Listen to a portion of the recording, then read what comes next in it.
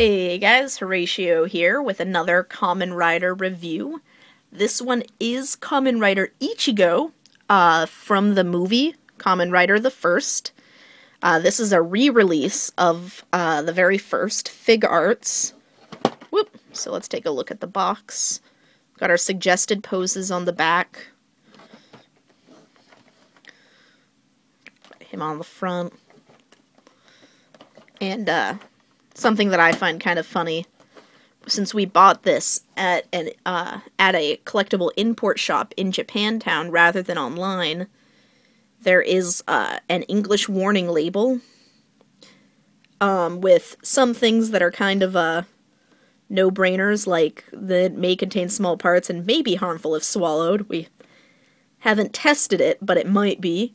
But one thing that interested me was, do not place this product on top of plastic furniture, sofa, sheet, tile, or anything made of resin. It may cause color migration. And I know I've seen in some other reviews talking about things like Kamen Rider Skull's hat, leaving it on, and it does cause some of the paint to come off, that kind of thing. So that actually is something to think about. But now that we have checked out the box, let's get it cracked open. Alrighty, so here we have him as he comes out of the box. You can see he does come with 4 pairs of hands. Comes with the fist that he's wearing, and we will go over the others after we've taken a good look at him.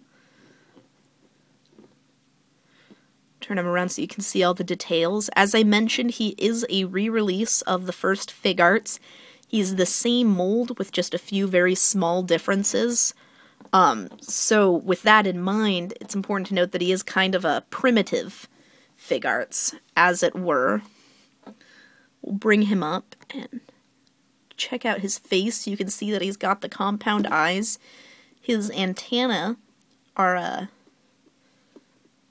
made out of softer plastic, so they can be moved around. One thing that I like about them is that you can actually see the skin on his neck, which is show accurate, as it were, but that's, I guess, more just something that I like about Kamen Rider Ichigo and Kamen Rider Nigo. So the paint job, as with any Figuarts, is highly detailed, especially on the belt. You can see a lot of small, very nice details, very nice molding on his armor.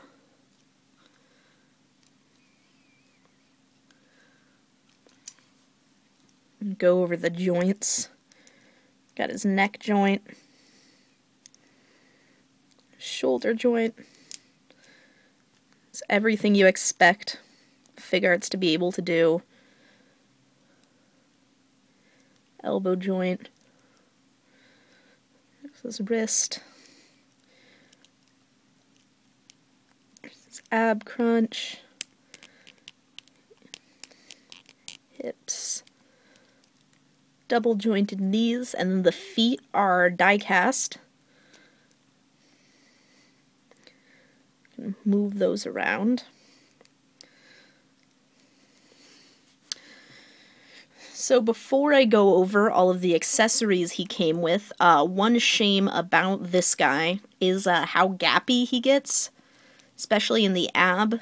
You can see that you can basically just see into him, and if we pull out a Figuarts of a similar mold, but more recent, we'll use double, you can compare. Of course, there's gonna be a small gap to allow for the ab crunch, but his is kind of ridiculous. That is one distinct drawback of the figure, but of course he is the same mold as the first Figuarts, so he is going to be a little bit more primitive than some of the more recent Figuarts.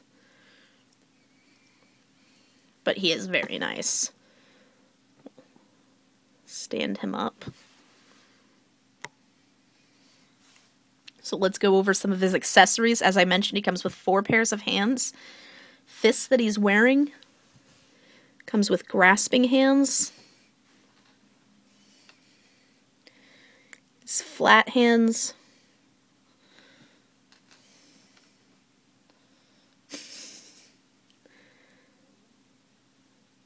those guys. And then he also comes with 2 scarves. One to just kind of drape down his front, and one blowing in the wind.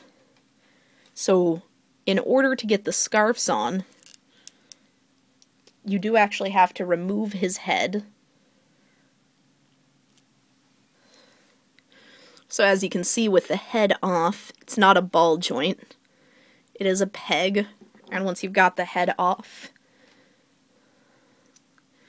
you can choose your scarf. You can see how that one looks.